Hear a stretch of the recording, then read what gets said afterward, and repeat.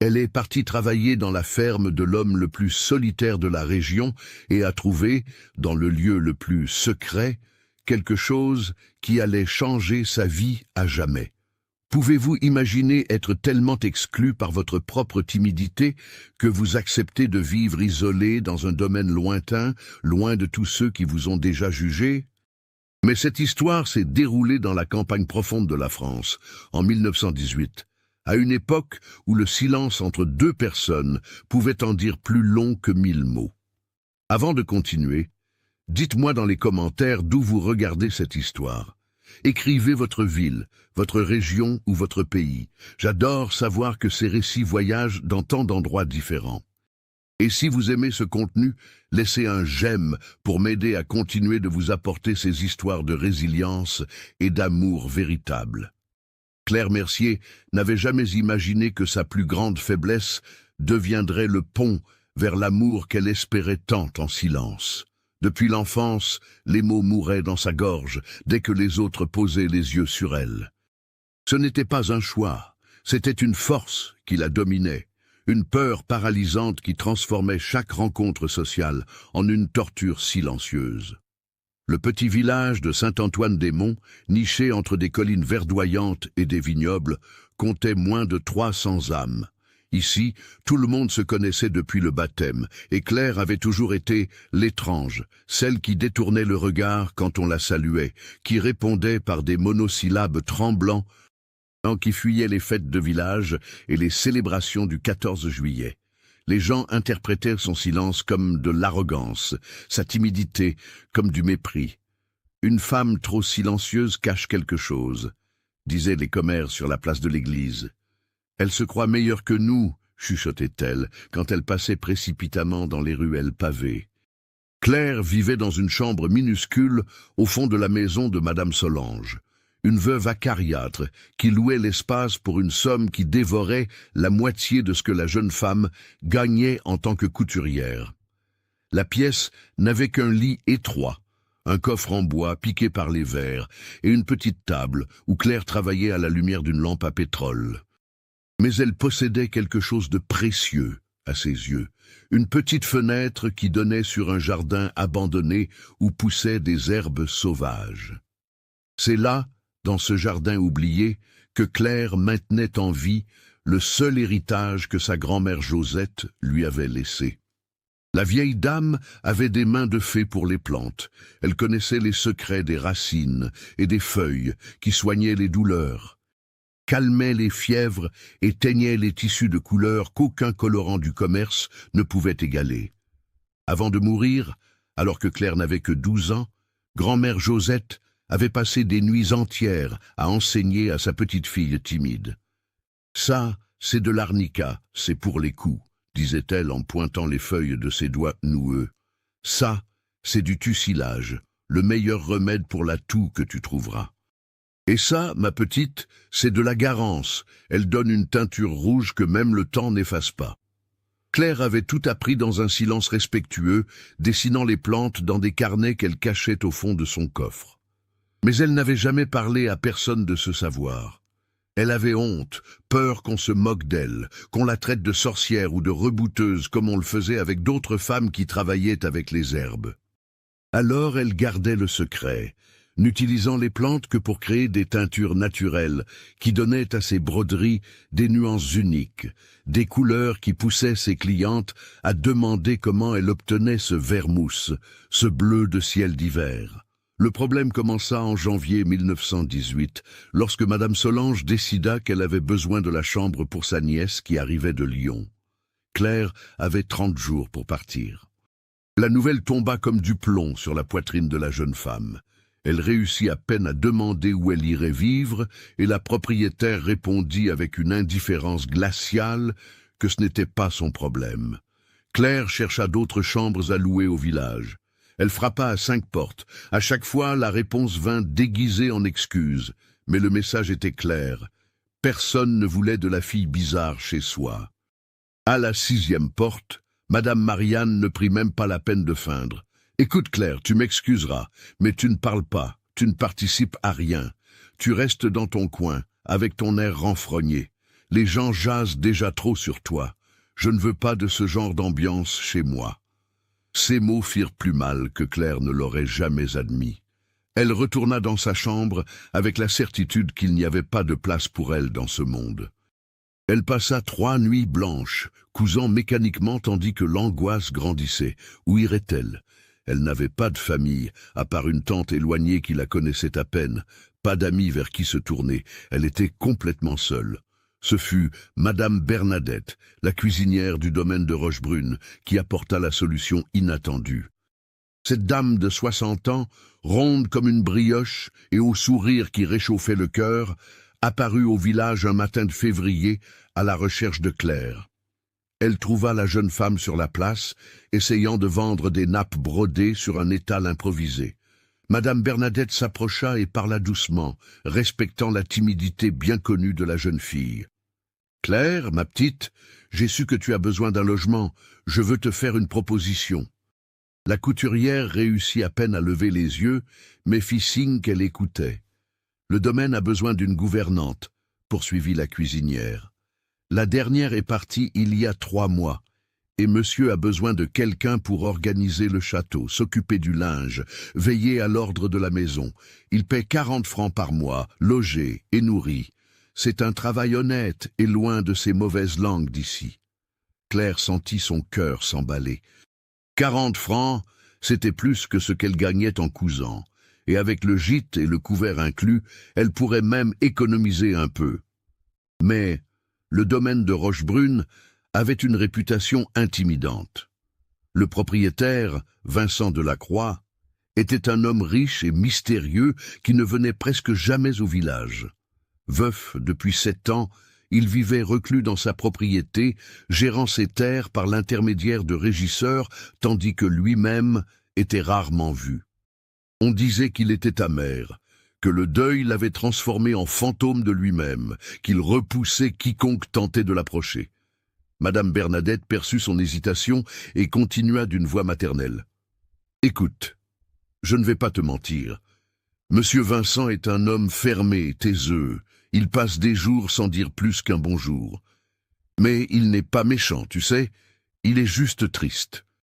Et je pense que toi, qui es aussi du côté du silence, tu le comprendras mieux que ces pipelettes qui ne savent que cancaner.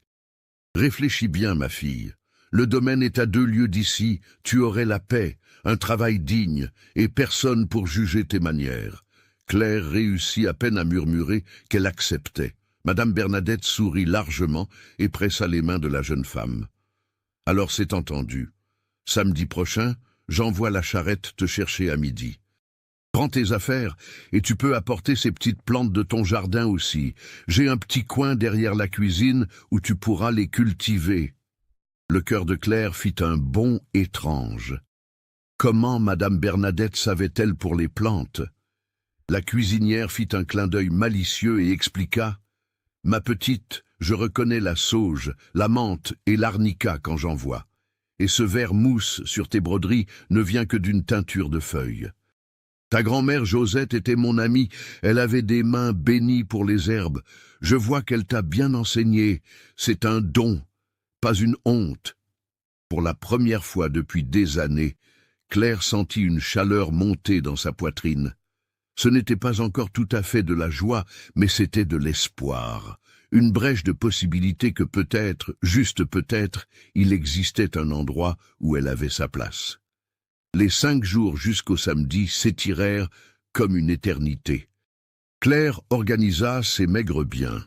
3 robes simples, des sous-vêtements rapiécés, un châle en laine qui avait appartenu à sa mère, les carnets de dessins de plantes cachés au fond du coffre, du fil et des aiguilles, et la petite boîte en fer blanc où elle gardait des graines collectées au fil des ans. La veille, elle déterra soigneusement les pousses les plus précieuses du jardin. De l'arnica, du tussilage, une petite menthe sauvage et 3 types de fleurs qui donnaient des teintures dans des tons de jaune et de violet. Madame Solange lui dit à peine au revoir quand Claire partit. La propriétaire vérifia seulement que rien n'avait été cassé dans la chambre et fit un signe de la main, pensant déjà à la nièce qui occuperait l'espace. La charrette arriva ponctuellement à midi le samedi. Le conducteur était un homme maigre, d'âge moyen, au visage tanné par le soleil et aux yeux gentils. Il se présenta comme Joseph, le régisseur du domaine de Rochebrune. Il aida Claire à monter avec son coffre et les plans enveloppés dans des linges humides, et partit sans se presser sur le chemin de terre qui quittait le village. Le voyage prit près de 2 heures. Claire restait silencieuse, observant le paysage changer. Ils laissèrent derrière eux les maisons serrées de Saint-Antoine, passèrent devant des vignobles où les ouvriers travaillaient sous le soleil pâle de février, traversèrent 2 ruisseaux à l'eau claire où des hérons pêchaient sur la rive, et montèrent vers des collines couvertes de forêts de chênes et de châtaigniers où le vert semblait vibrer de vie. Joseph fit quelques tentatives de conversation. Il parla du temps, des vendanges à venir qui s'annonçaient bonnes, de la joie de Madame Bernadette d'avoir de l'aide au château. Claire répondait par des hochements de tête et des monosyllabes, mais le régisseur ne sembla pas gêné. Il avait le calme de ceux qui respectent le silence d'autrui. Lorsque le domaine de Rochebrune apparut au sommet d'une colline douce, Claire retint son souffle. La propriété était plus grande et plus belle qu'elle ne l'avait imaginé. La bâtisse principale, un véritable manoir en pierre de taille, s'élevait sur 2 étages, solide et noble, avec de hautes fenêtres à volets peints en gris-bleu et un toit d'ardoise qui brillait sous le soleil. De larges terrasses entouraient le rez-de-chaussée, soutenues par des colonnes où des glycines grimpaient paresseusement. Autour de la maison principale, on voyait l'organisation prospère du domaine. Les chais où le vin vieillissait, la grange en pierre, les logements des métayers alignés plus bas et plus loin, les pâturages verdoyants bordés par la forêt. Mais ce qui attira le plus l'attention de Claire fut une construction étrange derrière le manoir, une structure de verre et de fer forgé qui scintillait sous le soleil comme un bijou transparent.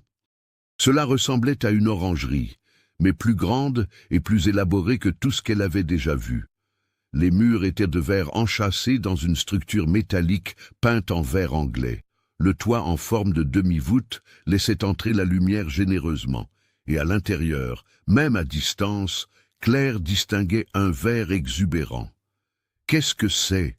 réussit-elle à demander tout bas en pointant la structure. Joseph suivit son regard et sourit en coin. « Ah, ça, c'est le projet de Monsieur Vincent. Il l'a fait construire il y a 5 ans, il a fait venir un artisan de Paris juste pour la structure. C'est sa serre. Il y passe plus de temps que dans la maison, à s'occuper des plantes qu'il collectionne. » Claire sentit une curiosité inhabituelle brûler dans sa poitrine. Quel genre de plante? Joseph haussa les épaules tout en guidant la charrette vers l'arrière de la maison. Ma foi, tout ce que vous pouvez imaginer.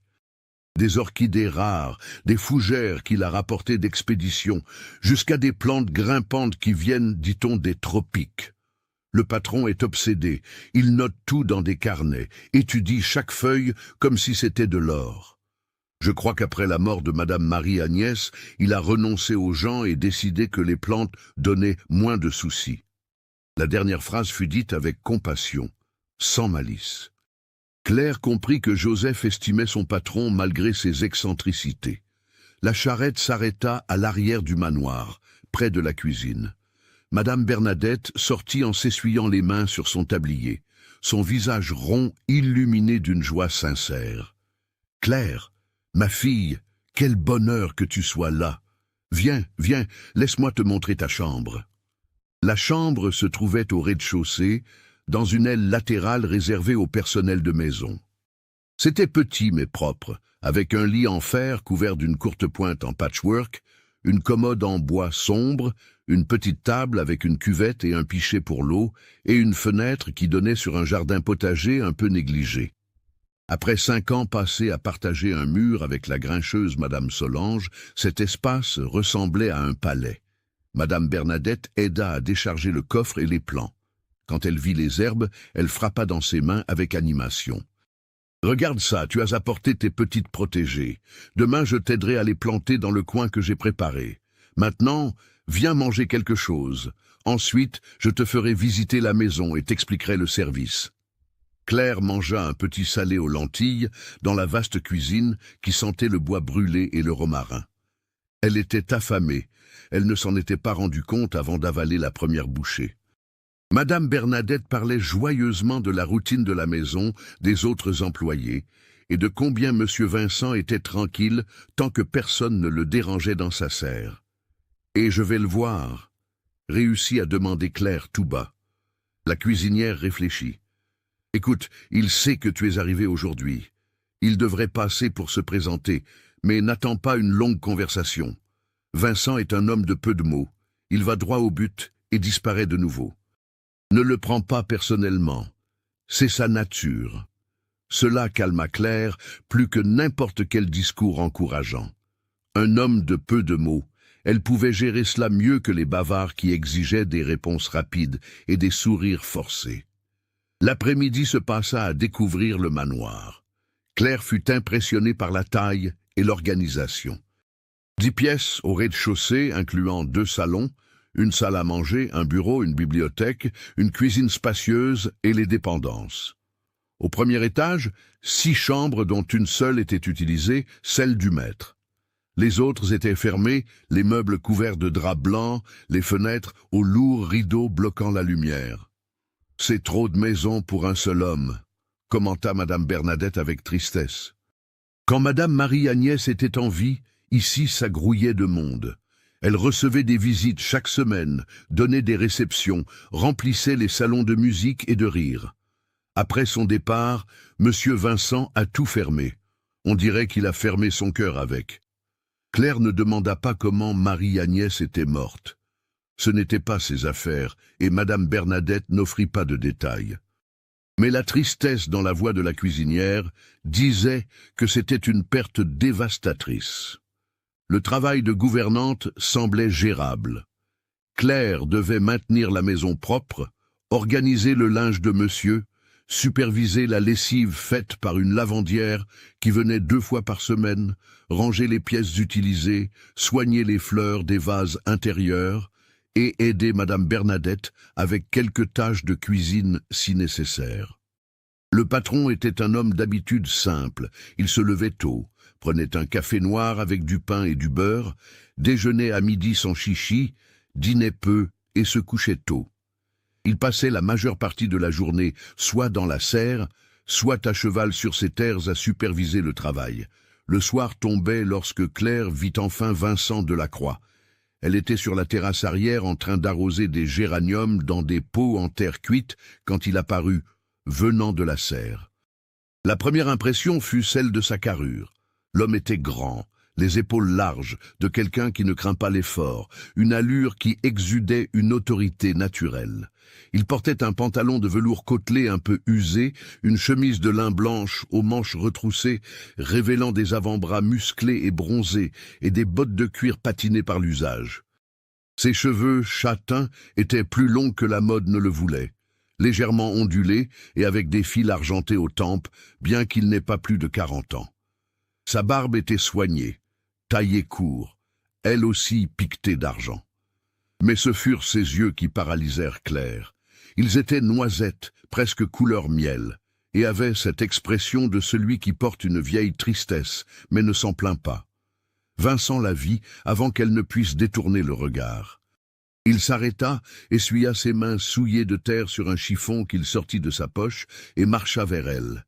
Claire sentit la panique familière serrer sa gorge. Elle posa l'arrosoir avec des mains tremblant légèrement et resta immobile, les yeux baissés, la respiration accélérée. « Vous êtes Claire » dit Vincent. Ce n'était pas une question, c'était une constatation d'une voix grave et calme. La jeune femme réussit à faire un signe de tête affirmatif. « Bienvenue au domaine » continua-t-il sans attendre de réponse verbale. « Madame Bernadette vous a expliqué le service ?» Claire hocha de nouveau la tête. L'homme resta silencieux quelques instants qui parurent éternels. Puis il dit quelque chose d'inattendu. « Joseph a mentionné que vous avez apporté des plants d'herbe. Si vous voulez les planter dans le jardin du bas, faites comme chez vous. La terre y est bonne, et il y a le soleil du matin. » Claire leva les yeux, surprise, et rencontra son regard. Vincent ne semblait pas se moquer ni être condescendant. Son expression était sincère, presque douce. Elle réussit à murmurer un « merci », presque inaudible. Il hocha la tête et se détournait déjà quand elle, dans une impulsion inexplicable, posa une question. « Les plantes de la serre sont à vous ?» Vincent s'arrêta et se retourna. Quelque chose changea sur son visage, comme si elle avait touché un sujet qui comptait. « Oui, » répondit-il, « je collectionne des plantes rares, c'est mon passe-temps. » Claire sentit un minuscule courage grandir. « Ce doit être beau, » dit-elle tout bas. L'homme la regarda avec une intensité nouvelle, comme s'il la voyait vraiment pour la première fois. « Ça l'est, » convint-il, « c'est l'endroit le plus beau de ce domaine. » Puis il s'en alla, marchant vers la maison d'un pas long et assuré. Claire resta là, tenant son arrosoir, le cœur battant d'une façon étrange. Ce n'avait pas été une longue conversation. Il n'y avait rien eu de spécial dans les mots, mais quelque chose dans la façon dont Vincent avait parlé des plantes, quelque chose dans sa gentillesse silencieuse, avait touché un endroit caché dans sa poitrine. Les premiers jours au domaine passèrent dans une routine tranquille. Claire se levait avec le soleil, aidait Madame Bernadette pour le petit déjeuner, s'occupait du nettoyage des pièces du rez-de-chaussée, lavait et repassait le linge du patron, arrosait les plantes intérieures. Vincent était une présence discrète. Il apparaissait pour les repas, mangeait en silence, remerciait d'un hochement de tête et disparaissait de nouveau. Parfois, Claire le voyait de loin, marchant sur la propriété en discutant avec Joseph ou d'autres ouvriers, ou entrant dans la serre où il passait des heures. La serre l'intriguait de plus en plus. Claire voyait l'éclat des vitres au soleil, imaginait ce qui poussait là-dedans, sentait une curiosité brûlée, basse et constante. Mais elle n'osait pas s'approcher. Elle n'avait pas été invitée, et elle était certaine que c'était le territoire privé du maître. Ce fut un jeudi, 8 jours après son arrivée, que tout changea. Claire avait fini son service plus tôt. Madame Bernadette était allée au village faire des courses et ne reviendrait pas avant la tombée de la nuit. Joseph et les autres hommes étaient dans les vignes éloignées pour réparer des clôtures. Le manoir était silencieux, plongé dans la chaleur lourde d'un après-midi de mars précoce. Claire décida d'explorer un peu l'arrière de la propriété. Elle marcha dans le potager où elle avait planté ses herbes qui commençaient déjà à se remettre de la transplantation, suivit un sentier de pierre qui serpentait entre des arbres fruitiers et, sans s'en rendre compte vraiment, finit près de la serre. De près, la construction était encore plus impressionnante. La structure de fer forgé formait des motifs délicats, de style art nouveau, les vitres étaient ajustées avec une précision millimétrique et la haute porte de bois et de verre avait une poignée en laiton poli. Claire s'approcha doucement, comme si la serre était un animal qu'elle risquait d'effrayer. Elle jeta un coup d'œil à travers la vitre. Ce qu'elle vit lui coupa le souffle. Là-dedans, c'était un autre monde. Les plantes croissaient dans une profusion contrôlée, suspendues à des supports en bois, alignées sur des étagères, grimpant sur des treillis verticaux, formant des rideaux verts de vie vibrante. Il y avait des orchidées aux fleurs blanches, grandes comme des mains ouvertes, de petites orchidées aux tons roses et violets, des broméliacées au feuillage en rosette parfaite et aux fleurs rouges comme des langues de feu, des fougères délicates déversant leurs feuilles dentelées, des lianes aux feuilles brillantes, des plantes que Claire n'avait jamais vues, même en dessin. L'air à l'intérieur devait être humide et parfumé. La lumière filtrée par les vitres baignait tout dans un ton verdâtre onirique. Claire resta hypnotisée. Elle colla son visage à la vitre pour tenter d'identifier les espèces, le cœur accéléré par une émotion pure. Elle reconnut certaines orchidées que grand-mère Josette avait dessinées dans ses carnets, réussit à identifier des plantes exotiques par leur feuillage caractéristique, et vit au moins 3 types de fougères rares qui ne poussaient que dans les forêts profondes. Elle était si absorbée qu'elle n'entendit pas les pas approcher.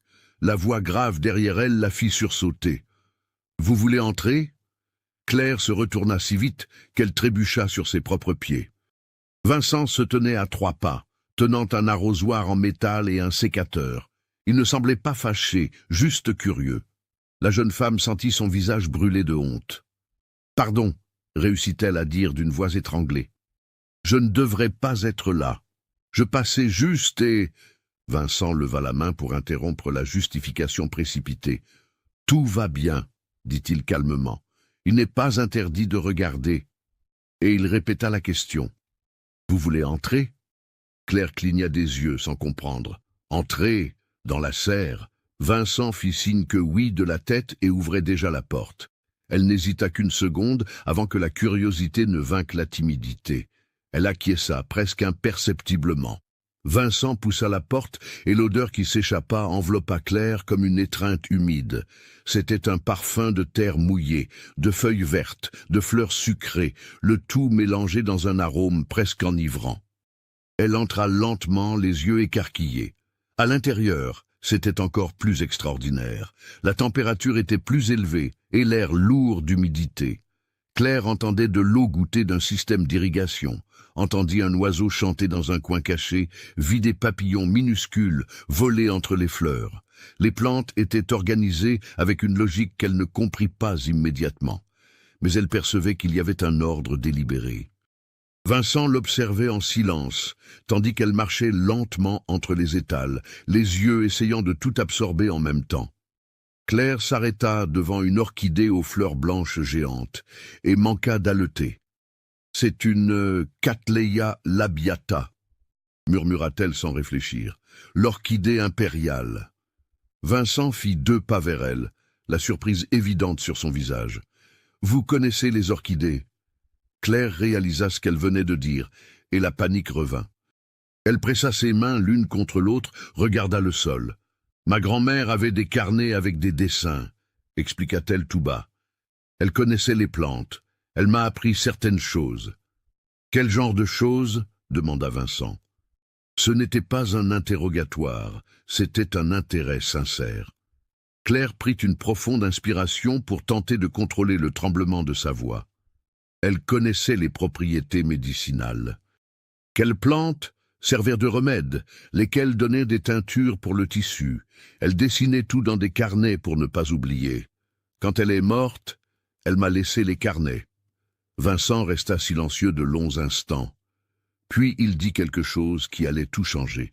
« J'aimerais voir ces carnets un jour. » Claire leva les yeux, surprise, et croisa son regard. Vincent ne se moquait pas, n'était pas poli par obligation. Il semblait réellement intéressé. La jeune femme sentit quelque chose d'étrange éclore dans sa poitrine, quelque chose qu'elle n'avait pas ressenti depuis des années. C'était la sensation fragile d'être vue, d'être prise au sérieux. « Je peux les apporter demain, » dit-elle, « si monsieur le souhaite. » Vincent acquiesça. « Je le souhaite. » Et il ajouta presque comme une réflexion tardive, « Et vous pouvez m'appeler Vincent. Monsieur me fait sentir vieux. » Alors il lui montra quelques plantes, expliquant d'où elles venaient et comment il les avait obtenues. Claire écoutait, fascinée, posant des questions timides auxquelles Vincent répondait avec patience. Là, dans la serre, parmi les plantes qu'il aimait, le riche propriétaire solitaire semblait être une autre personne. La tristesse ne disparaissait pas de ses yeux, mais elle était adoucie par quelque chose qui ressemblait à une joie, tranquille. Quand Claire sortit finalement de la serre, le soleil se couchait déjà, teignant le ciel d'orange et de rose. Elle retourna vers la maison en flottant, le cœur léger d'une façon dont elle ne se souvenait pas avoir fait l'expérience auparavant. Cette nuit-là, allongée dans son lit, elle pensa à Vincent montrant les orchidées avec le soin de quelqu'un qui tient quelque chose de précieux, pensa à la façon dont ses yeux avaient brillé quand elle avait reconnu la Cattleya, pensa à combien il avait été facile de converser là-dedans, entouré de vers vivants. Et pour la première fois depuis longtemps, Claire s'endormit en souriant. Le lendemain matin, Claire se réveilla avant le lever du soleil. Les carnets de grand-mère Josette serrés contre sa poitrine. Elle avait dormi avec eux sous son oreiller comme s'ils étaient un trésor que quelqu'un pourrait voler pendant la nuit. Elle se leva, se lava le visage dans la cuvette d'eau froide, enfila la robe bleu marine qui était la moins usée des 3 qu'elle possédait, et attacha ses cheveux châtains en un chignon bas. Ses doigts tremblaient légèrement tandis qu'elle arrangeait les mèches rebelles. Est-ce que Vincent voulait vraiment voir les carnets ou était-ce seulement par politesse? Le doute la rongeait doucement, mais Claire décida de risquer le tout pour le tout.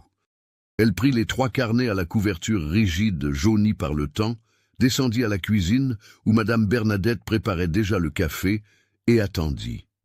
Vincent apparut ponctuellement à 6 heures comme toujours. Il entra dans la cuisine avec ses bottes encore sales de terre, signe qu'il avait déjà été aux écuries avant le café. Ses cheveux étaient humides comme s'il avait passé la tête sous la pompe du puits, et il sentait le savon de Marseille et la sueur propre du travail. « Bonjour !» dit-il aux 2 femmes d'un hochement de tête. Claire serra les carnets fort. « Bonjour !» réussit-elle à répondre. « J'ai apporté les carnets dont j'ai parlé hier. » Vincent se servait du café noir dans une tasse en émail quand il arrêta son mouvement et la regarda. Ses yeux couleur miel démontrèrent un intérêt sincère. « Vous les avez apportés? Je peux voir ?» Claire posa les carnets sur la table en bois usé. Vincent s'assit, ouvrit le premier avec la précaution de celui qui manipule un objet fragile et commença à feuilleter. Madame Bernadette, percevant le moment, inventa une excuse pour vérifier le four et sortit discrètement de la cuisine. Les pages jaunies étaient remplies de dessins faits au crayon et à l'encre de Chine. Grand-mère Josette avait la main sûre et l'œil précis. Chaque plante était dessinée avec des détails impressionnants. Feuilles avec nervures visibles, fleurs ouvertes montrant pistils et étamines, racines exposées révélant leur structure. À côté de chaque dessin, des annotations en écriture cursive soignée décrivaient le nom populaire, où la plante poussait, à quoi elle servait, comment la préparer, le dosage, les contre-indications. Vincent tourna les pages dans un silence respectueux. Claire voyait ses yeux parcourir les dessins et les annotations, voyait son index calleux tracer le contour d'une feuille de tussilage, voyait l'expression d'admiration grandissante. Il s'arrêta sur une page qui montrait des plantes des montagnes. « C'est incroyable », dit-il d'une voix basse mais chargée d'émotion. « Les dessins ont une précision botanique. Votre grand-mère était naturaliste ?» Claire nia de la tête. Elle n'est jamais allée à l'école. Elle a appris seule en observant. Elle passait des jours dans les bois à chercher des plantes, dessinait tout, testait pour découvrir les propriétés. Les gens venaient la voir pour qu'elle les soigne, pour faire des remèdes. Mais elle disait que ce n'était pas de la magie, c'était de la connaissance. Vincent continua de feuilleter, chaque page semblant le fasciner plus que la précédente. Il s'arrêta sur une illustration d'orchidées délicates aux petites fleurs, dans un ton rosé. « Oncidium flexuosum », murmura-t-il. « Votre grand-mère connaissait même les noms scientifiques ?»« Non », expliqua Claire. Elle ne savait que les noms populaires, mais elle dessinait avec tant de détails qu'on peut identifier les espèces. Vincent la regarda avec une intensité nouvelle. « Vous savez les identifier ?» Claire sentit son visage chauffer, mais ne détourna pas les yeux. « Certaines, je les ai apprises avec elle.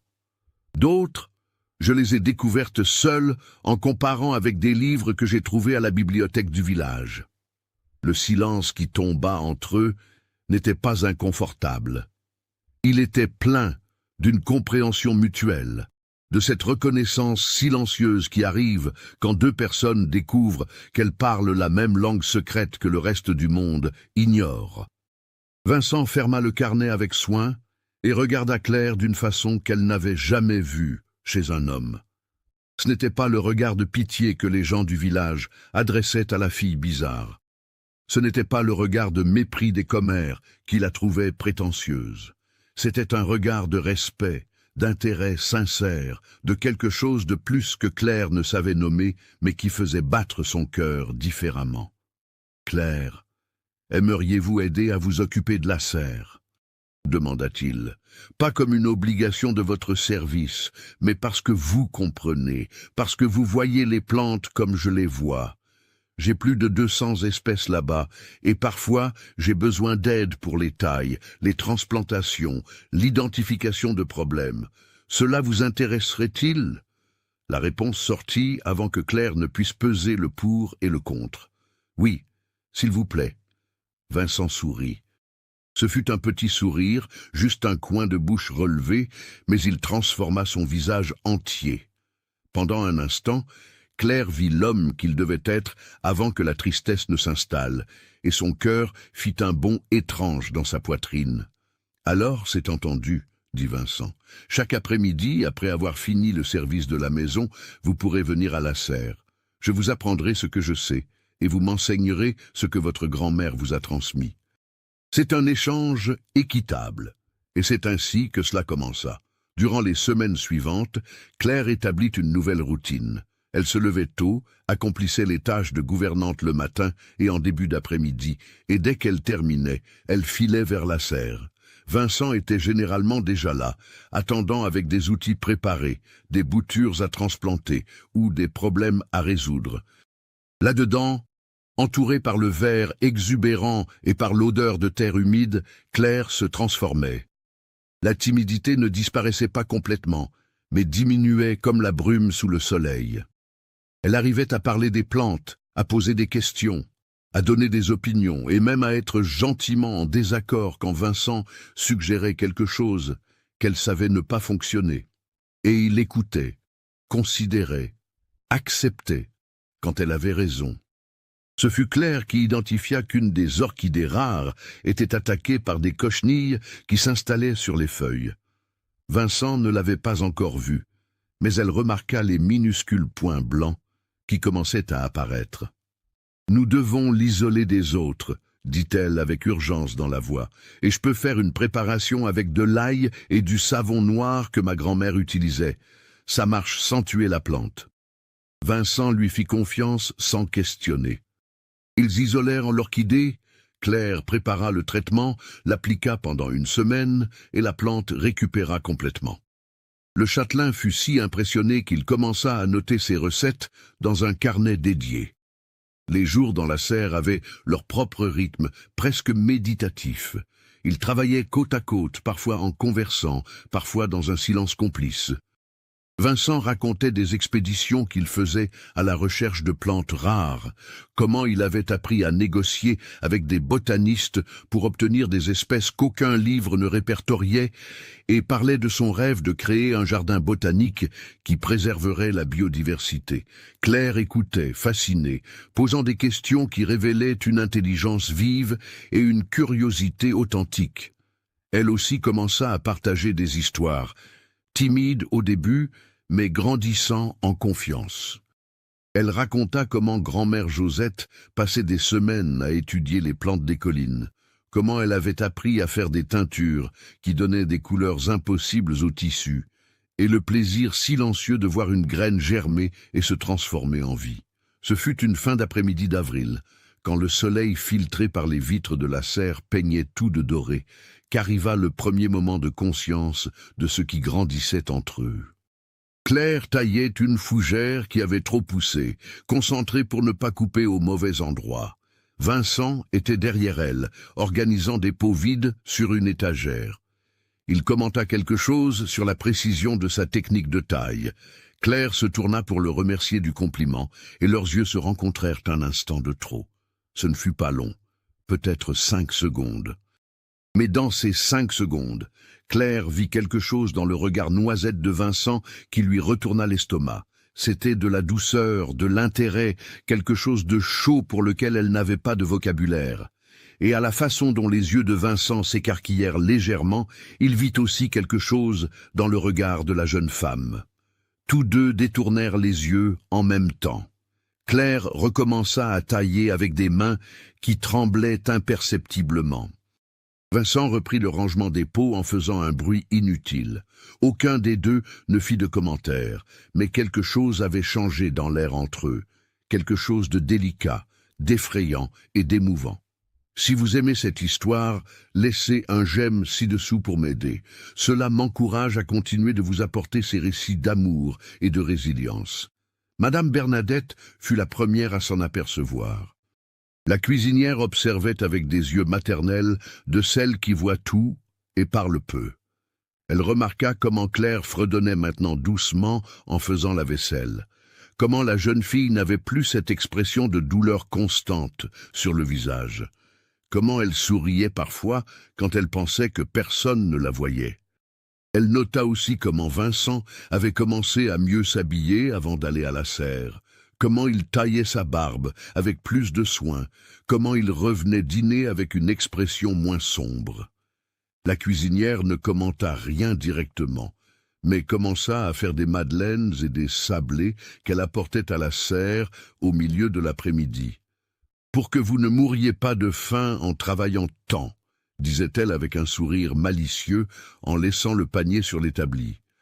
Claire et Vincent mangèrent les douceurs, assis sur le banc en bois au fond de la serre, discutant de plantes, tandis que le sucre fondait sur la langue. Joseph aussi s'en rendit compte. Le régisseur loyal nota que le patron était différent, plus présent, plus vivant. Pendant les 7 années de veuvage, l'homme avait vécu comme un automate remplissant ses obligations sans joie. Maintenant, il sifflotait parfois en chevauchant à travers la propriété, s'arrêtait pour plaisanter avec les métayers et avait même participé à un chantier pour réparer le toit de la chapelle. Joseph connaissait la raison de ce changement et l'approuvait en silence. Claire était une bonne fille, travailleuse, et surtout, elle semblait comprendre le patron d'une façon que peu de gens pouvaient le faire. Mais tout n'est pas rose, comme disaient les anciens. Et toute histoire d'amour véritable doit affronter des obstacles. L'obstacle, dans ce cas, avait un nom et un titre. Irène de Vaudreuil. Irène était la veuve d'Antoine de Vaudreuil, propriétaire d'un domaine voisin plus modeste, situé à une demi-lieue de Rochebrune. Antoine était mort 3 ans plus tôt d'une crise cardiaque, laissant sa femme avec une propriété qui rapportait un revenu modeste, mais insuffisant, pour maintenir le niveau de vie qu'Irène jugeait adéquat. Cette femme de 34 ans était belle, à la manière étudiée de celles qui travaillent leur apparence comme un investissement. Cheveux noirs toujours arrangés en coiffures élaborées, robes de tissu coûteux commandées à Lyon, bijoux discrets mais précieux, posture droite de celle qui a appris depuis l'enfance à impressionner.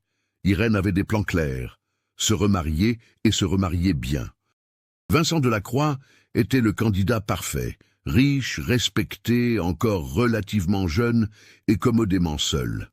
Elle travaillait à ce rapprochement depuis des mois avec la patience d'une chasseresse expérimentée.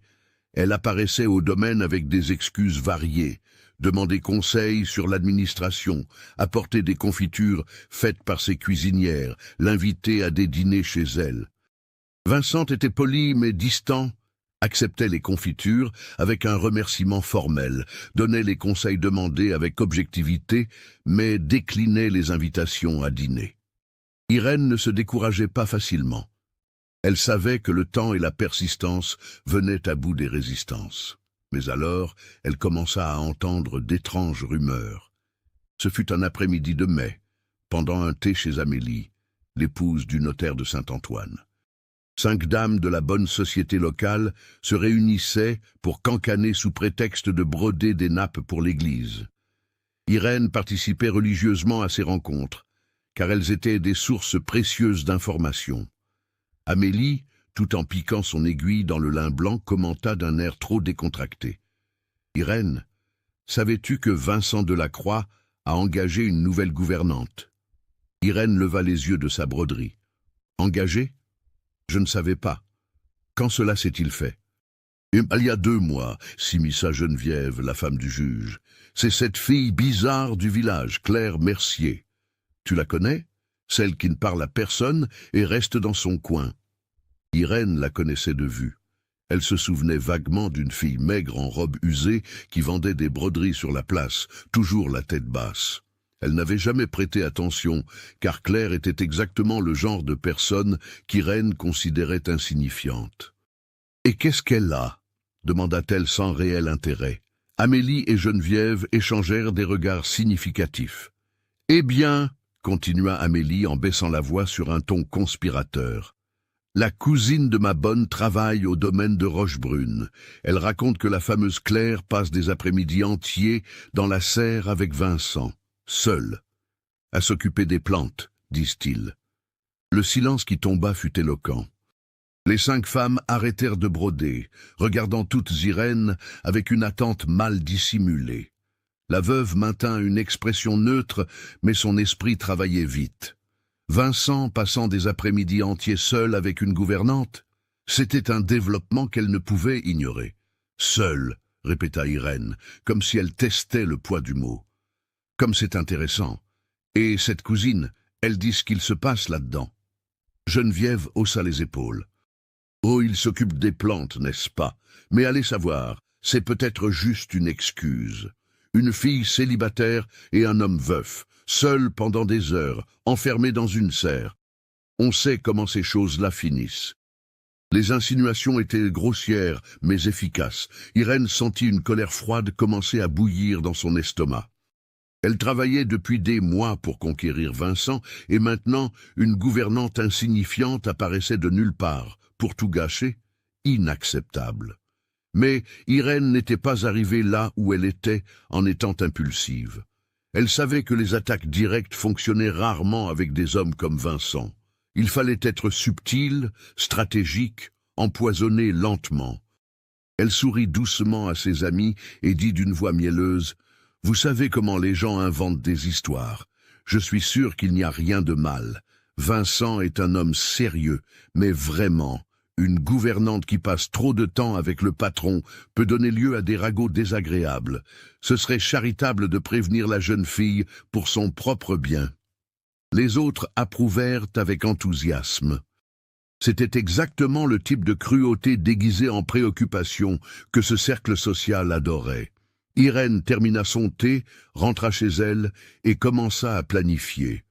Pendant ce temps, complètement étrangers aux commérages qui commençaient à fermenter, Claire et Vincent continuaient leurs après-midi dans la serre. La relation entre eux s'approfondissait chaque jour qui passait. Des couches d'intimité s'accumulant silencieusement, comme des sédiments. Il y eut l'après-midi, où Vincent apprit à Claire à polliniser des orchidées manuellement pour créer des hybrides. Il tint sa main avec précaution, guidant ses doigts pour toucher le pollen doré et le transférer au pistil d'une autre fleur.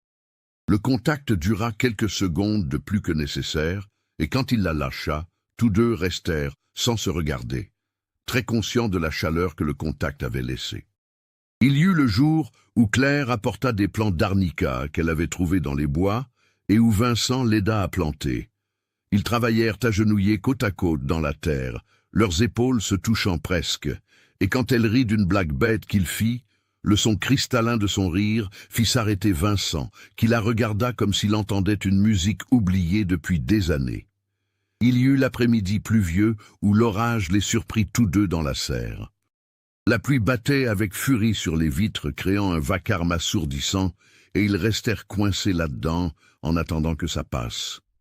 Ils s'assirent sur le banc du fond, les épaules se frôlant légèrement, et parlèrent de tout et de rien, pendant que la tempête lavait le monde dehors. Vincent raconta l'histoire de sa femme, Marie-Agnès, pour la première fois depuis l'arrivée de Claire. « Elle est morte de la fièvre typhoïde il y a 7 ans, dit-il d'une voix basse. Ce fut rapide. En 2 semaines, elle est partie et je suis resté là, sans comprendre comment continuer. J'ai construit la serre parce que j'avais besoin de faire quelque chose de mes mains, de créer quelque chose de vivant. Je crois que c'était ma façon de ne pas devenir fou. » Claire écouta dans un silence respectueux. Puis, avec un courage qu'elle ne se connaissait pas, elle posa sa main sur celle de Vincent qui reposait sur le banc entre eux deux. Vincent regarda les mains unies et doucement tourna sa paume et entrelaça ses doigts aux siens. Ils restèrent ainsi jusqu'à ce que la pluie cesse, sans parler, existant simplement ensemble. Quand Claire rentra dans sa chambre ce soir-là, elle savait avec une certitude absolue qu'elle tombait amoureuse. La découverte était effrayante et merveilleuse à la fois. Elle, qui avait toujours été invisible, qui avait toujours été la bizarre dont personne ne voulait, était vue. Vue pour de vrai, dans toute son étrangeté et son silence, et non seulement vue, mais appréciée. Vincent la regardait comme si elle était une plante rare qu'il avait découverte et voulait protéger. Et Claire commençait à le regarder de la même façon. Madame Bernadette perçut le changement immédiatement. Le lendemain matin, alors que Claire aidait à éplucher des pommes de terre, la cuisinière demanda d'un ton décontracté. « Comment vont les choses à la serre ?»« Elles vont bien, » répondit Claire en essayant de paraître neutre. « Les orchidées fleurissent. »« Et Vincent ?» continua Madame Bernadette avec un demi-sourire. « Comment va-t-il » Claire sentit son visage chauffer. « Il va bien.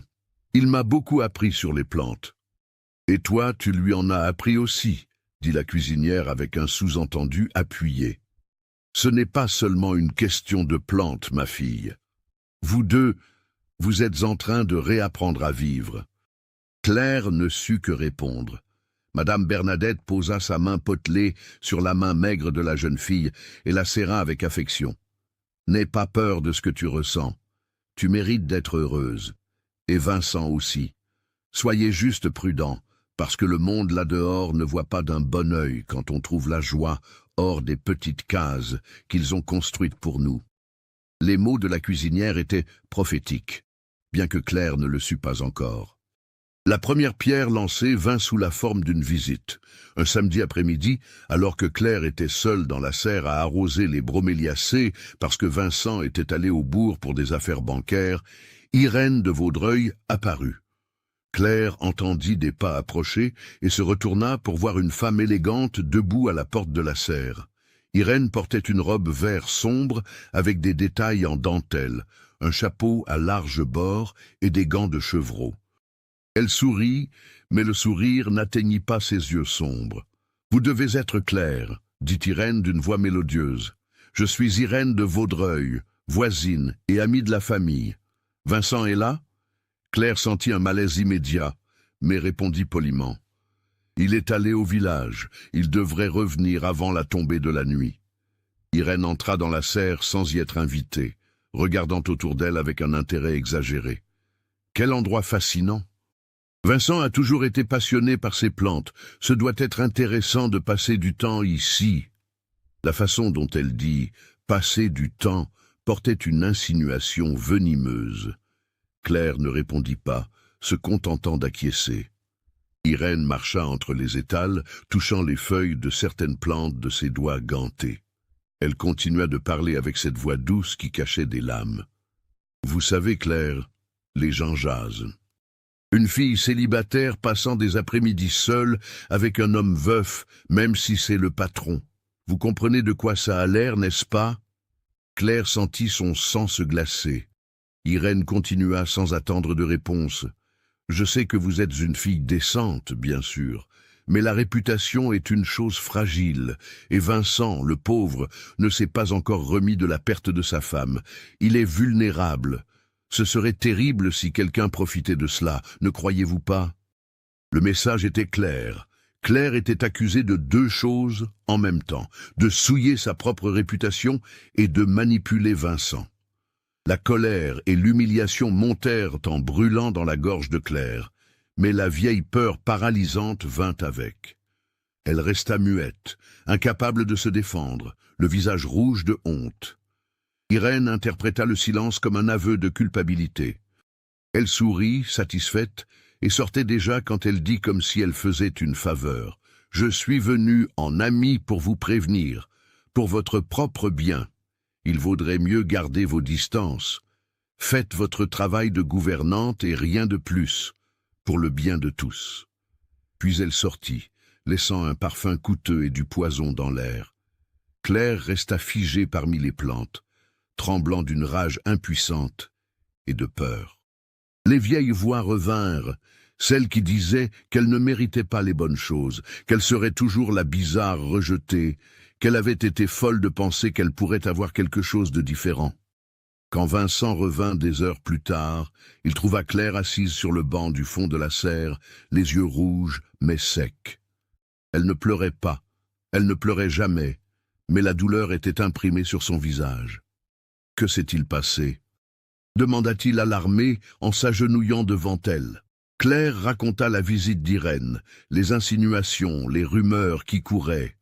Vincent écoutait avec une expression de plus en plus fermée, la mâchoire contractée par la colère. Quand elle eut fini, Il resta silencieux un long moment. Puis il prit les mains de Claire entre les siennes et la regarda dans ses yeux verts avec une intensité qui coupa le souffle de la jeune femme. « Claire, écoute ce que je vais te dire. Ce qui grandit entre nous n'est pas mal. Je ne sais pas encore ce que c'est, mais je sais que ce n'est pas mal. Et je ne laisserai pas des commérages venimeux détruire cela avant que nous ayons eu la chance de découvrir ce que ça peut être. Veux-tu arrêter de venir à la serre ?»« Non, » répondit Claire immédiatement, la voix ferme pour la première fois. « Je ne veux pas arrêter. »« Alors n'arrête pas, » dit Vincent. « Laisse-les parler. Les mots n'ont que le pouvoir qu'on leur donne. » Mais la promesse était plus facile à faire qu'à tenir. Dans les semaines suivantes, Claire perçut des changements subtils qui blessaient. Quand elle allait au village faire des courses avec Madame Bernadette, les femmes sur la place la regardaient avec un mépris mal dissimulé et lui tournaient le dos. Quand elle passait devant l'église le dimanche, les commères chuchotaient en la pointant du doigt. Le curé vint même engager la conversation avec Vincent après la messe, l'air préoccupé, demandant s'il était vrai qu'il gardait une gouvernante seule dans ses dépendances. Vincent répondit fermement que oui, que Claire était une excellente professionnelle et que ce qu'il faisait sur sa propriété ne regardait personne. Mais Claire voyait l'usure. Elle voyait comment la pression sociale commençait à peser, comment Vincent devenait plus tendu, comment les regards de réprobation se multipliaient. Irène, réalisant que la première attaque n'avait pas fonctionné, intensifia sa campagne. Elle commença à apparaître au domaine avec une fréquence accrue, toujours avec des excuses élaborées. Elle apportait des plats, offrait de l'aide pour l'administration et surtout mettait un point d'honneur à être vue conversant longuement avec Vincent sur la terrasse du manoir où n'importe qui pouvait les voir. Le message était clair. Elle était l'option appropriée, la femme du rang adéquate, le choix que la société approuverait. Et le pire, Claire commença à douter. Peut-être qu'Irène avait raison.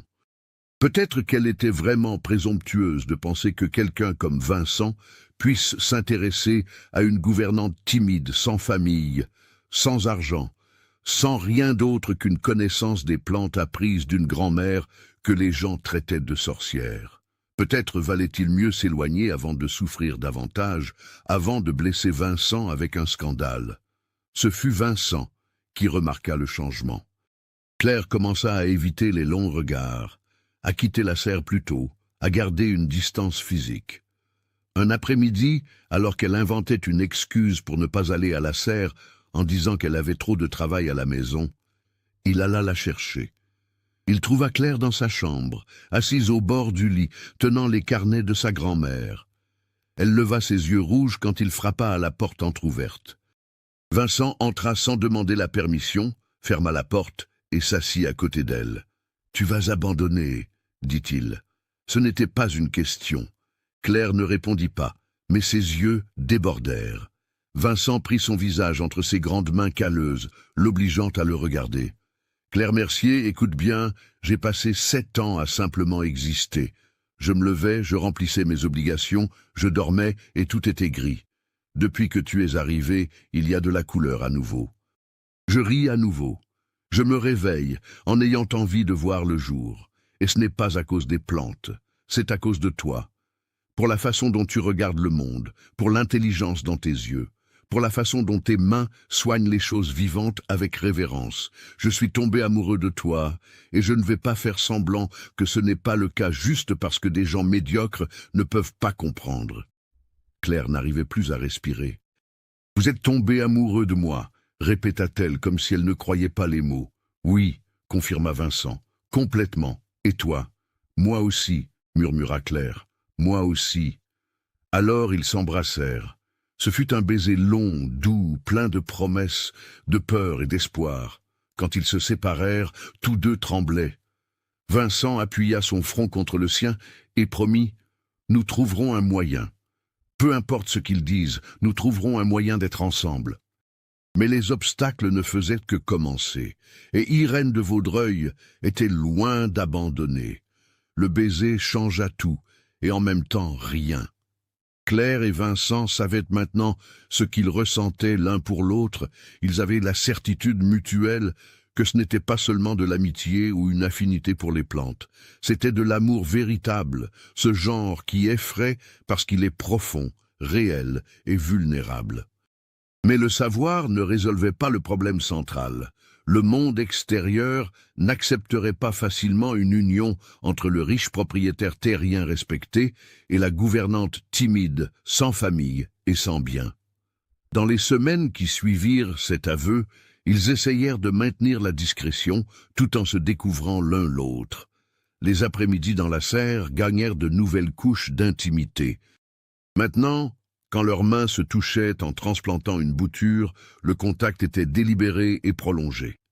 Quand Vincent expliquait quelque chose sur une plante rare, avec de l'enthousiasme dans ses yeux noisettes, Claire pouvait le regarder ouvertement, sans peur de révéler ce qu'elle ressentait. Et il la regardait en retour de la même façon, avec cette chaleur dans le regard qui faisait s'emballer son cœur. Ils volaient des moments. Un baiser rapide, quand ils étaient sûrs d'être seuls. Des conversations chuchotées sur l'avenir qu'ils voulaient construire ensemble.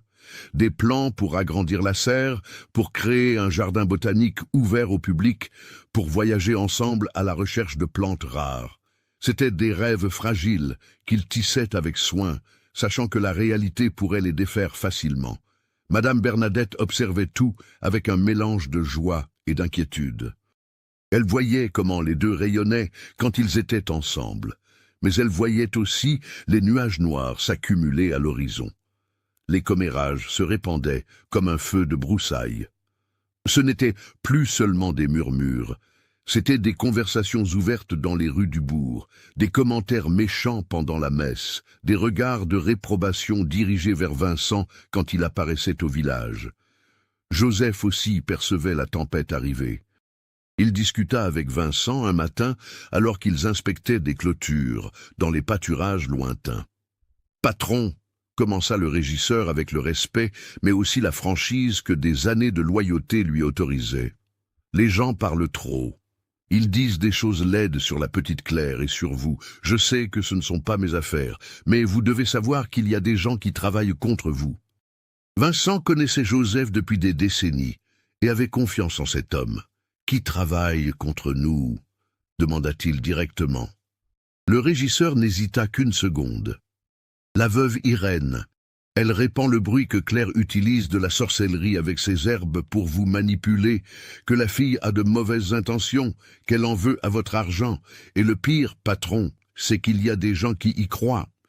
Le curé a déjà fait allusion dans son sermon aux tentations et à la façon dont les vœux sont des proies faciles pour des femmes sans scrupules. » La colère que ressentit Vincent fut glaciale et contrôlée. Il remercia Joseph pour son honnêteté et retourna vers la maison, l'esprit en ébullition. Il savait qu'il devait agir, mais il devait le faire de la bonne manière.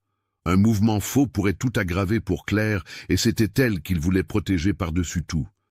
La situation atteignit son point d'ébullition un après-midi de juin, quand Claire alla au village chercher une commande de graines que Vincent attendait.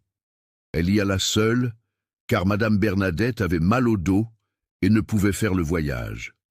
Claire prit la petite carriole, guida les 2 chevaux sur le chemin de terre et arriva au bourg en milieu d'après-midi. L'épicerie se trouvait sur la place centrale. Claire entra, prit la commande, paya et sortait quand elle tomba sur un groupe de femmes arrêtées sur le trottoir.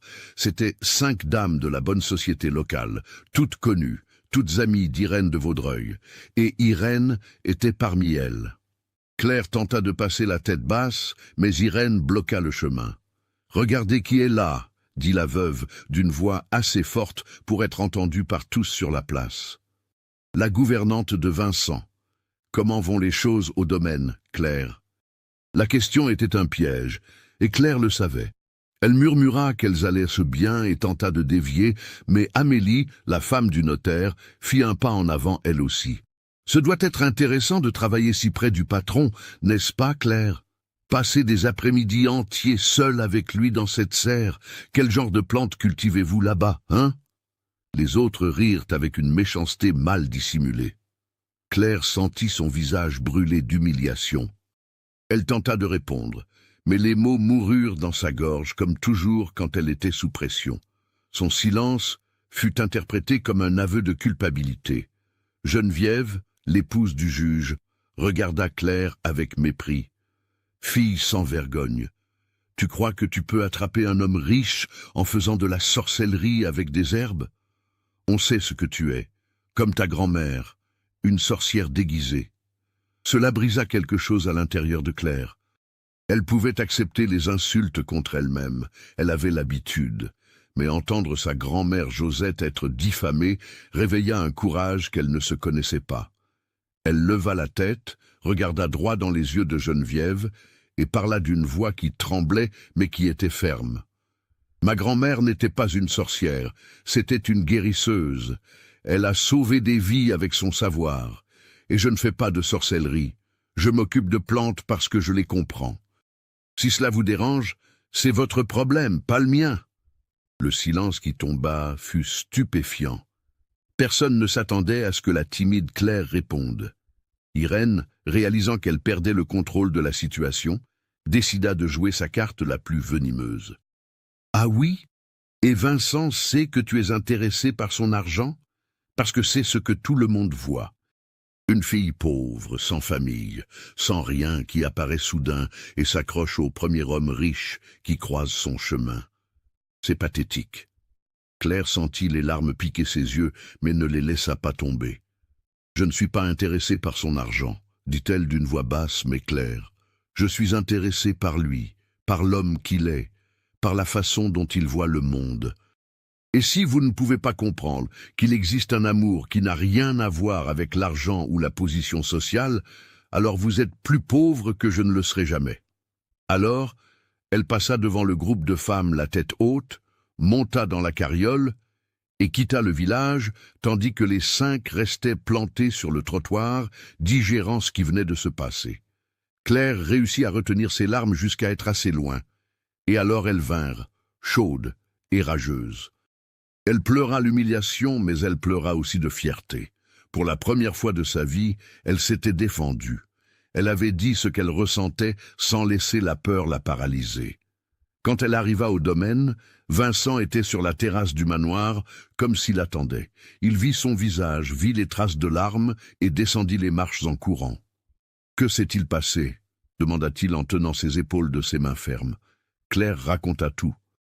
La rencontre sur la place, les insultes, comment Irène l'avait accusée de n'être intéressée que par l'argent, et comment elle avait répondu. Vincent écoutait avec une expression de plus en plus sombre. Quand Claire eut terminé, il la tira contre lui pour une étreinte serrée. « Je suis désolé, » dit-il d'une voix rauque. « Je suis désolé que tu aies subi cela à cause de moi. »« Ce n'est pas votre faute, » murmura Claire contre sa poitrine. « C'est la faute de gens mesquins qui ne supportent pas de voir les autres heureux. » Vincent prit son visage entre ses mains et la regarda avec une intensité qui lui coupa le souffle. « Alors, nous allons leur donner quelque chose de réel, dont ils pourront parler. Nous allons arrêter de nous cacher. Claire, je veux que les gens sachent que je suis amoureux de toi. Je veux pouvoir marcher avec toi au village, main dans la main. Je veux que tu sois ma femme, pas ma gouvernante. Acceptes-tu » Le monde s'arrêta. Claire regarda cet homme qui l'avait vue quand personne d'autre ne la voyait, qui avait aimé son silence au lieu de le rejeter, qui avait rendu possible qu'elle soit qui elle était vraiment. Et elle répondit avec une conviction absolue. « J'accepte. » Ils s'embrassèrent là, sur la terrasse, à la lumière du soleil couchant, sans se soucier de savoir si quelqu'un les voyait. Ce fut un baiser de promesse, d'engagement, de défi au monde qui tentait de les séparer. Si vous suivez cette histoire, laissez un j'aime ci-dessous. Nous arrivons à la fin, et je veux savoir si vous soutenez cet amour. Mais Vincent savait qu'une déclaration privée ne suffirait pas. Il devait faire une déclaration publique, affronter la société qui les jugeait et montrer clairement que le choix était fait. Et l'opportunité parfaite approchait. Chaque année en juillet, le domaine de Vaudreuil accueillait un bal de charité pour l'église. C'était l'événement social le plus important de la région, où toutes les familles aisées se rendaient. Irène avait déjà invité Vincent des semaines plus tôt, et il avait décliné comme il le faisait toujours. Mais maintenant, il avait des plans différents.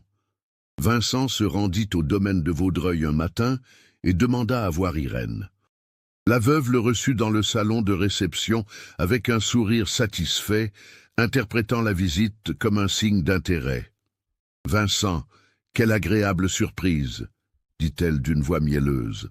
« Avez-vous changé d'avis pour le bal ?»« J'ai changé d'avis, » répondit Vincent. « Je viendrai, et je viendrai accompagner. Je veux que vous réserviez une place pour Claire Mercier à mes côtés à la table d'honneur. » Le sourire d'Irène se figea. « Claire, votre gouvernante ?» Vincent la regarda avec une expression dure. « Claire, la femme que j'aime et que je vais épouser. Oui, elle sera à mes côtés. Si cela pose problème, je peux ne pas venir. Le choix est vôtre. » Irène devint pâle. La colère et l'humiliation bouillaient en elle, mais elle ne pouvait pas refuser. Refuser publiquement la présence de Vincent serait un scandale plus grand, et le bal avait besoin de sa présence pour avoir du prestige. Elle força un sourire glacial et accepta entre ses dents serrées. « Bien sûr, Claire sera la bienvenue. » Vincent partit en sachant qu'il avait déclaré la guerre. Le bal aurait lieu dans 2 semaines. Et ce serait le champ de bataille où lui et Claire devraient ne prouver que leur amour était légitime et assez fort pour affronter les préjugés. Claire fut terrifiée quand Vincent lui parla du bal. Elle n'était jamais allée à un événement mondain de sa vie, n'avait pas de vêtements adéquats, ne savait pas danser, et l'idée d'être au centre de l'attention était terrorisante. Mais Vincent fut patient et ferme. « Nous irons ensemble, » dit-il en tenant ses mains. « Tu ne seras pas seul, pas même une seconde, et nous leur montrerons que ce que nous avons est réel. » Madame Bernadette entra en action comme un général préparant une bataille. Elle prit les mesures de Claire, alla voir la couturière la plus talentueuse des 3 villages voisins, et commanda une robe digne d'une reine. Joseph contribua avec une boîte à bijoux qui avait appartenu à la défunte Marie-Agnès, disant que la patronne aurait voulu que Claire les porte. C'étaient des pièces simples mais belles. Un collier de petites perles, des boucles d'oreilles délicates, un peigne en nacre pour les cheveux. Les 2 semaines passèrent dans une préparation nerveuse. Claire eut des leçons de danse improvisées avec Vincent dans le salon du manoir, lui marchant sur les pieds et riant nerveusement pendant qu'il la faisait tourner avec une patience infinie. Madame Bernadette enseigna l'étiquette de base d'un dîner formel. Joseph donna des conseils sur comment ignorer les commérages avec dignité. Et finalement, le soir du bal arriva. Claire enfila la tenue que Madame Bernadette avait commandée. Une robe de soie d'un ton bleu pétrole qui rehaussait ses yeux verts, manches courtes et décolleté modeste, taille marquée et jupe qui tombait en vagues douces jusqu'aux chevilles. Ses cheveux châtains furent arrangés en un chignon bas avec des mèches libres encadrant son visage, tenu par le peigne de nacre. Le collier de perles reposait délicatement sur son cou. Claire se reconnut à peine dans le miroir.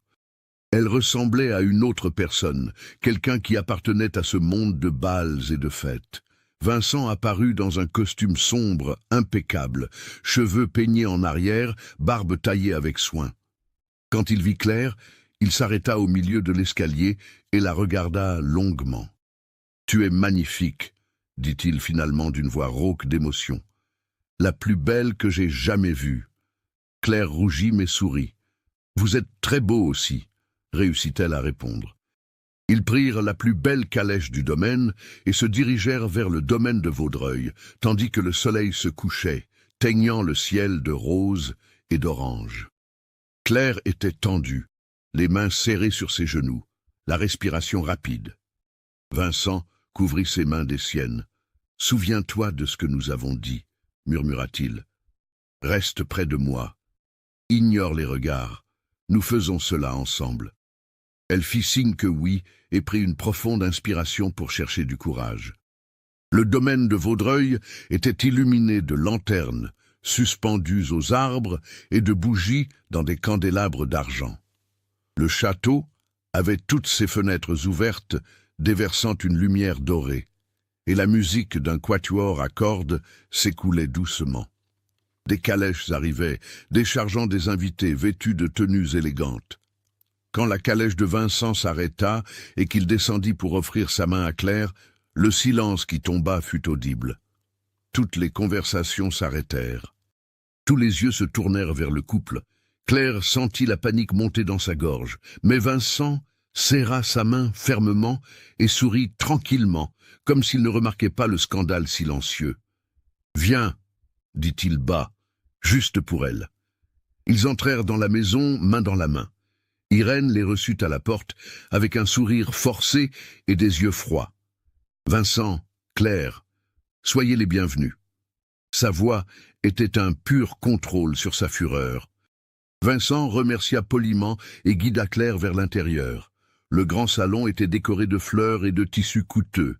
Des tables rondes étaient disposées autour d'une piste de danse centrale, et des invités occupaient déjà les lieux, conversant avec animation. Mais quand Vincent et Claire apparurent, les conversations moururent. Les regards étaient un mélange de choc, de curiosité, de désapprobation, et pour quelques-uns, très peu, d'admiration discrète. Vincent marcha droit vers la table principale où étaient réservées les places d'honneur. Il tira la chaise pour Claire avec une galanterie délibérée, s'assit à côté d'elle et commença à converser normalement comme si c'était une soirée ordinaire. Claire était rigide de nervosité, mais peu à peu, avec Vincent à ses côtés conversant calmement, elle commença à se détendre un minimum. Le dîner fut servi. C'étaient 7 plats élaborés accompagnés de vin fin.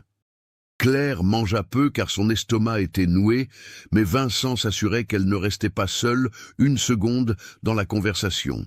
Il l'incluait en tout, demandait son avis, riait de ses observations timides, la traitait avec un respect évident qui montrait clairement à tous qu'ici n'était pas une gouvernante accompagnant un patron, mais une femme aimée accompagnant un homme amoureux.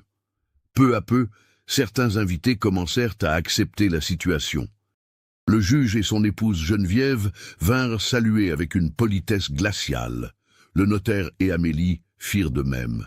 C'étaient des gestes politiques, pas une acceptation sincère. Mais c'était un début. Irène observait de loin avec une rage croissante. Elle avait planifié ce bal depuis des mois. Elle avait espéré que ce serait la soirée où elle capturerait finalement Vincent définitivement. Et maintenant, elle était humiliée publiquement en voyant l'homme qu'elle convoitait déclarer son amour pour une autre femme dans sa propre maison. C'était insupportable. Elle attendit le moment entre le dîner et le début des danses. Alors, avec un calcul cruel, elle se leva et tapota légèrement sa coupe de cristal pour demander l'attention. Le salon se tut. « Chers amis, » dit Irène d'une voix haute et claire, « je suis si heureuse que vous soyez tous venus célébrer cette soirée de bienfaisance. Avant que nous commencions les danses, j'aimerais faire un hommage spécial. Comme tout le monde le sait, Vincent Delacroix est l'un des membres les plus respectés de notre communauté.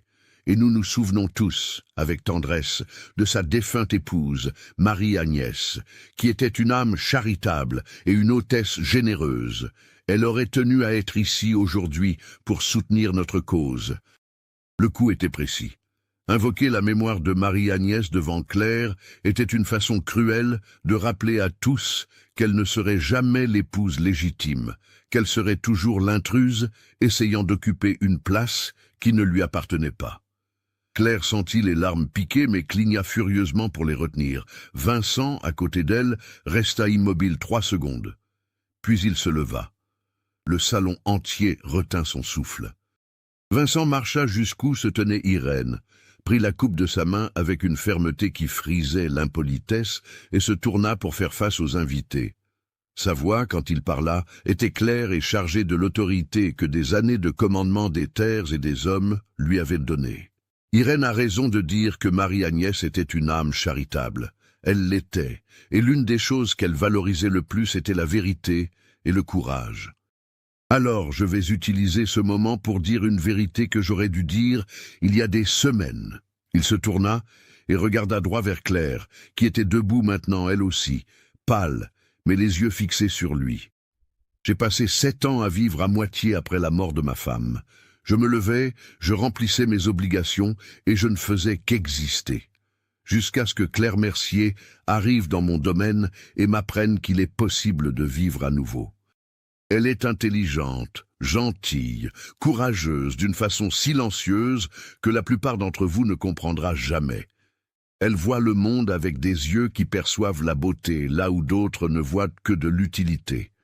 Et je suis tombé amoureux d'elle, complètement. Le silence était absolu. Irène était pâle de choc et de rage. Vincent continua, parlant maintenant directement à Claire. « Claire, je sais que ce n'est pas la demande romantique que tu mérites. Mais devant tous ces témoins, je te demande, acceptes-tu de m'épouser? Non pas parce que tu as besoin de sécurité ou d'argent, mais parce que tu m'aimes autant que je t'aime. » Claire tremblait. Les larmes s'échappèrent finalement et coulèrent sur son visage. Elle regarda Vincent, puis les dizaines de visages choqués dans le salon, puis de nouveau l'homme qui offrait non seulement l'amour, mais une validation publique, une acceptation complète. Et elle trouva un courage qu'elle ne soupçonnait pas. Elle marcha vers Vincent d'un pas ferme. Sa voix, quand elle parla, était basse, mais assez claire pour être entendue dans chaque coin du salon silencieux. « J'accepte. Pas pour votre argent ou votre position. J'accepte parce que vous m'avez vu quand j'étais invisible, parce que vous avez aimé mon silence au lieu d'essayer de le changer, parce que quand je suis avec vous, je n'ai pas honte de qui je suis. Alors oui, Vincent Delacroix, j'accepte de vous épouser. » Vincent la tira contre lui pour une étreinte serrée là, au milieu du salon, et l'embrassa. Ce fut un baiser long, plein de promesses et de défis. Quand ils se séparèrent, le salon explosa. Certains applaudissaient, d'autres chuchotaient, choqués, mais cela n'importait plus. Ils avaient fait leur déclaration, ils avaient affronté le jugement, et ils s'étaient choisis malgré tout. Irène quitta le salon avec des larmes de rage et d'humiliation. Certaines de ses amies la suivirent, mais beaucoup d'invités, surtout les plus jeunes et les moins attachés aux conventions rigides, commencèrent à féliciter le couple. Le curé, qui était présent, s'approcha avec une expression sérieuse, mais non hostile. « Vincent, Claire, c'était tout à fait inhabituel, mais j'ai vu quelque chose de vrai entre vous. Si c'est la volonté de Dieu, qui suis-je pour juger? Quand vous voudrez fixer la date, venez me voir à l'église. » Cette bénédiction inattendue fut un signal pour les autres. Peu à peu, la résistance commença à se dissoudre. Elle ne disparut pas complètement. Il y avait encore des regards désapprobateurs et des ragots qui continueraient pendant des mois.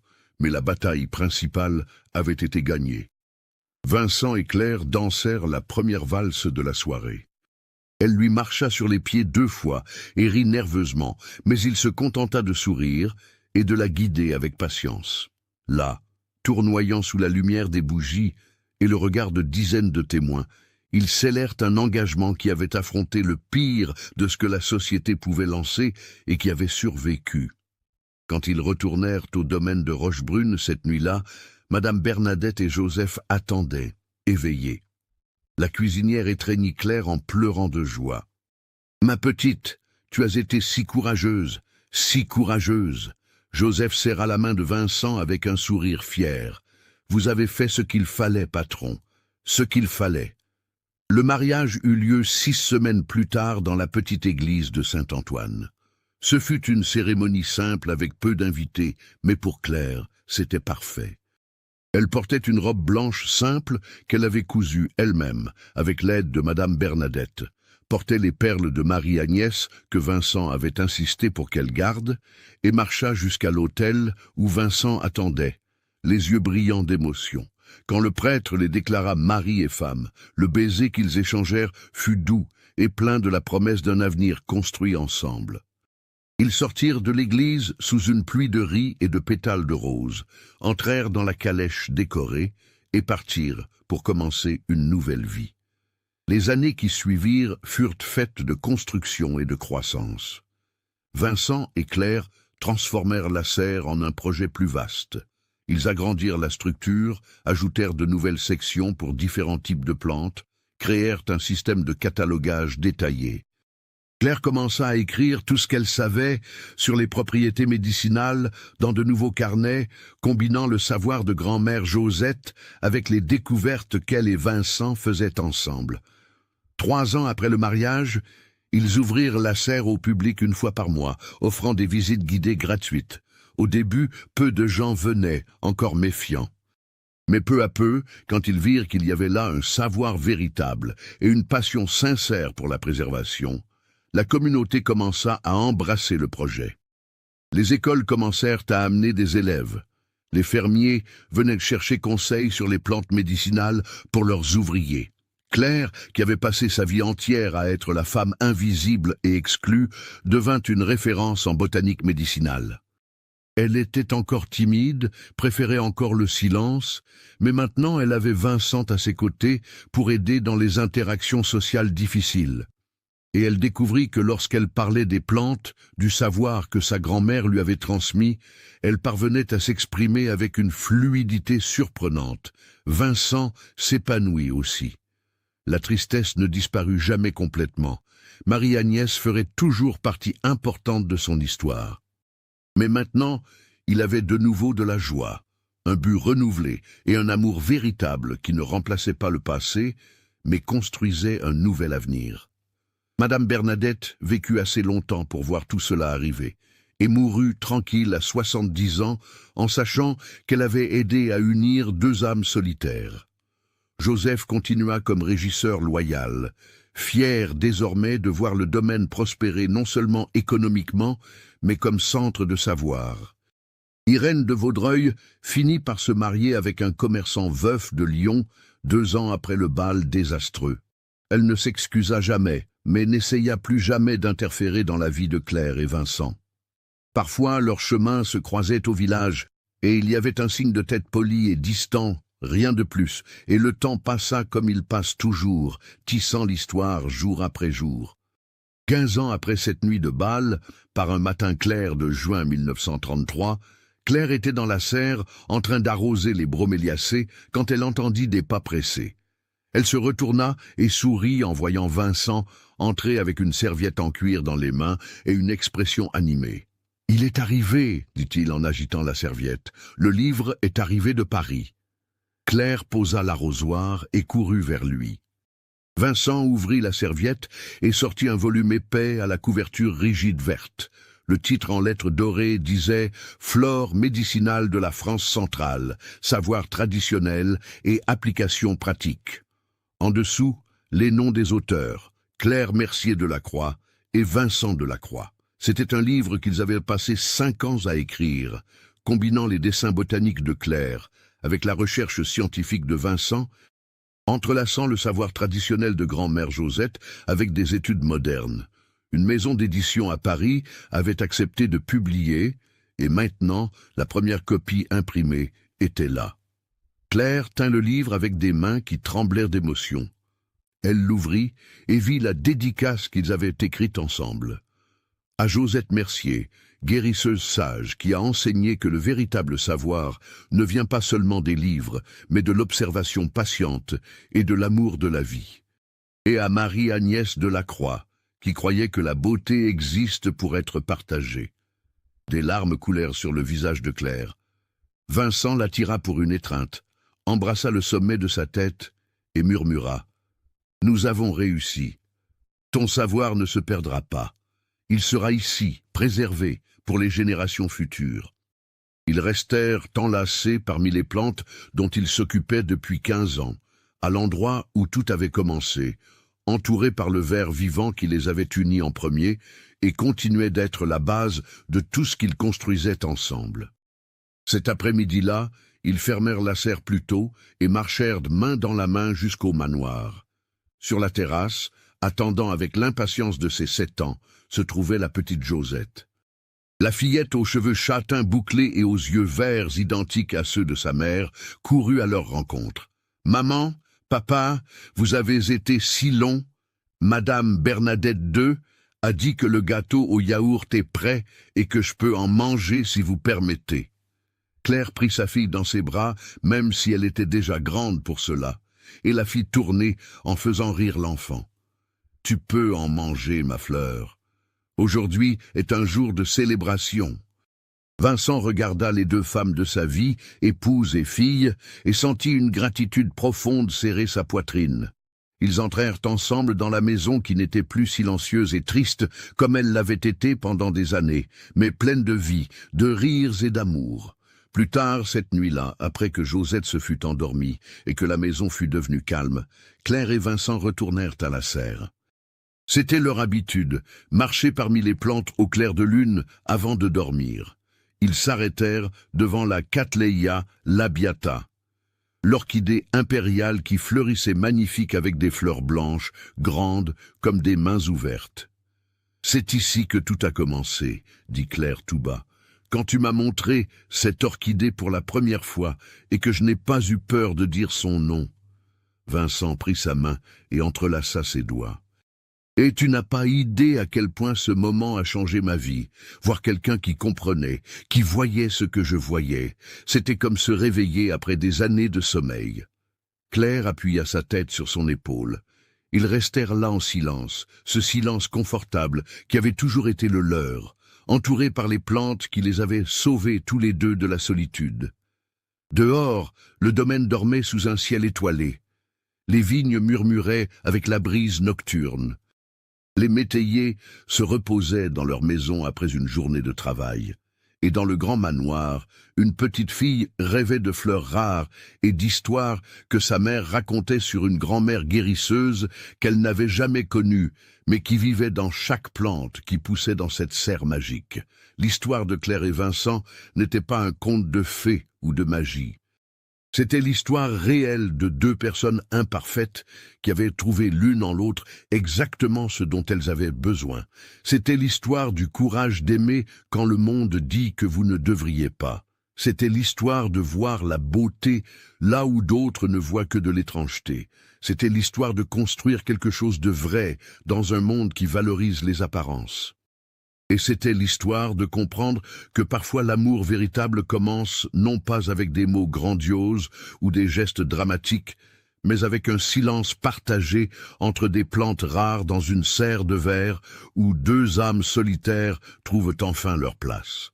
Les orchidées continuèrent de fleurir, les broméliacées continuèrent de grandir, et la vie continua d'être tissée jour après jour avec patience, soin et un amour profond. Exactement comme il se doit.